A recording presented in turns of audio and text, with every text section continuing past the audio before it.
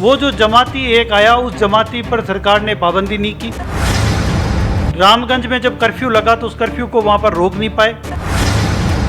एक व्यक्ति से आज हम 6000 तक पहुंच गए। उनकी होम मिनिस्ट्री का और उनकी मेडिकल डिपार्टमेंट का जो आपसी झगड़ा है, उनमें जो ईगो क्लेश कर रहा है, जो उनकी आपस की प्रॉब्लम है, उसके कारण भी कोरोना रोकने में कहीं ना कहीं ये सरकार फेल हुई है। सियासत की ट्रेन कहीं छूट ना जाए। जहां एक तरफ पूरा विश्व कोरोना जैसी महामारी से लड़ रहा है, वहीं दूसरी ओर हमारे देश में राजनीति चल रही है। आज इसी विषय में चर्चा करने के लिए हमारे साथ हैं राजस्थान विधानसभा क्षेत्र से सांगानेर के विधायक अशोक लाहोटी जी। सर, आपका बहुत बहुत स्वागत है।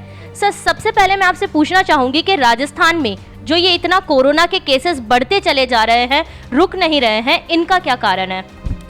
देखिए, मैंने बहुत पहले ही एक दिन कहा भी था कि जब कोरोना शुरू हुआ था, और ये मार्च के महीने की बात है, जब मार्च में हमने विधानसभा में पहली बार उठाया, तब कांग्रेस ने इसको कहीं सीरियसली नहीं लिया था।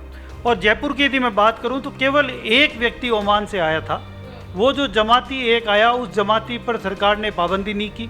रामगंज में जब कर्फ्यू लगा तो उस कर्फ्यू को वहाँ पर रोक नहीं पाए। रामगंज का क्वारंटाइन पूरे जयपुर शहर में जगह जगह पर किया। इन सब बातों पर हमने समय समय पर सरकार को चेताया, लेकिन मुझे बहुत दुख है कि सरकार ने केवल तुष्टीकरण की राजनीति के लिए क्वारंटाइन सेंटर्स को पूरे जयपुर शहर में फैलाया, और उसका परिणाम रहा कि कर्फ्यू में यदि मजबूती से पालना की जाती तो पूरे राजस्थान के बहुत सारे जिलों में केवल और केवल रामगंज के कारण कर्फ्यू फैला। तो जिन जमातियों के कारण कर्फ्यू फैला, उन पर सख्ती की आवश्यकता थी। ये जातिगत विषय नहीं था, ये विषय हिंदू मुस्लिमों का नहीं था, ये कोरोना कोई जाति देखकर नहीं होता। लेकिन यदि मुझे लगता है कि उस दिन यदि अशोक गहलोत जी इस पर सख्ती कर लेते, यदि पाबंदी कर लेते, जैसा कि वो दिखा रहे थे कि मैंने इनिशिएट लिया है, उस पाबंदी को नीचे तक लागू करवा पाते, तो मुझे लगता है राजस्थान और जयपुर कोरोना मुक्त होता। एक व्यक्ति से आज हम 6000 तक पहुंच गए। हम एक व्यक्ति से जयपुर में 1300 तक पहुंच गए। क्या ये गवर्नमेंट की फेल्योरिटी नहीं है? क्वारंटाइन सेंटर्स के लिए मैंने कहा कि रामगंज का क्वारंटाइन रामगंज में हो।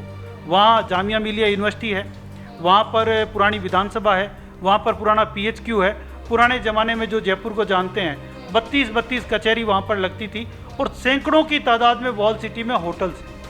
आप जैसे चाहें वहाँ क्वारंटाइन सबको कर सकते थे। और मैं तो ये कहूँगा, जो हमारे कोरोना योद्धा हैं, चाहे डॉक्टर्स हो, चाहे नर्सिंग स्टाफ हो, चाहे पुलिस का स्टाफ हो, वो जो वहाँ पर ड्यूटी में थे, यदि उनको भी वहीं पर रख लिया जाता होटल्स में, तो उनका परिवार भी बचता, और ये जो कोरोना बाहर फैला, ये नहीं फैलता। तो मैं ये मानता हूँ इसमें कहीं ना कहीं जयपुर के प्रशासन की नेग्लिजेंसी है, जयपुर की सियासत की नेग्लिजेंसी है, और सरकार के बड़े अधिकारियों का जो आपसी झगड़ा है, उनकी होम मिनिस्ट्री का और उनकी मेडिकल डिपार्टमेंट का जो आपसी झगड़ा है, उनमें जो ईगो क्लेश कर रहा है, जो उनकी आपस की प्रॉब्लम है, उसके कारण भी कोरोना रोकने में कहीं ना कहीं ये सरकार फेल हुई है। आपका कहना है कि राजस्थान सरकार ने जमातियों के खिलाफ जो है ज़्यादा एक्शंस नहीं लिए, तो क्या आप ये कहना चाहते हैं कि जमातियों की वजह से कोरोना राजस्थान में फैला है? राजस्थान में नहीं, पूरे देश में फैला है। अच्छा। मैं केवल राजस्थान ही नहीं कह रहा, मैं किसी जाति धर्म की बात नहीं कर रहा, लेकिन जो जमातियों के कारण जो कोरोना फैला, ये पूरा जग जानता है, पूरी दुनिया जानती है, खुद राजस्थान जानता है। इसलिए जमातियों का कॉलम राजस्थान की सूची में से हटाया गया।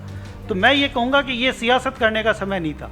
कोई भी होता, चाहे वो जमाती था या कोई भी था, यदि कोरोना किसी के कारण स्प्रेड हो रहा है, तो उसको उसी समय वहीं पर क्वारंटाइन करके सख्ती के साथ पालना करवानी चाहिए थी, जो कि राजस्थान सरकार ने नहीं की। और जब मामला ज़्यादा बिगड़ गया, तब इनके हाथ से बाहर निकल गया।